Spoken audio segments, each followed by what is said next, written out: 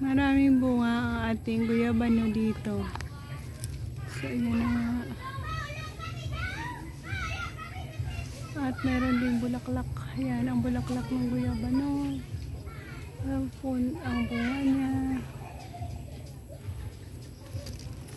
Yan, marami siyang bunga dyan. At meron din dyan.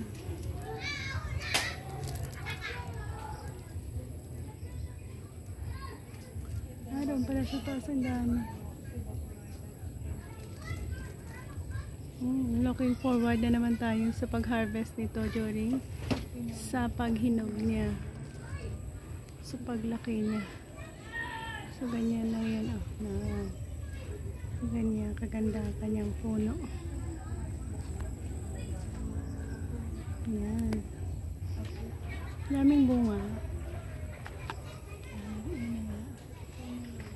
Yan ay, ito ay kalamansi na marami din bunga. Sobrang daming bunga. At meron din tayo doon sa gilid ng ating bahay kubo. Kalamansi rin. Daming bunga. Hihinog-hinog na. Yan. Sagana tayo sa mga prutas dito sa paligid.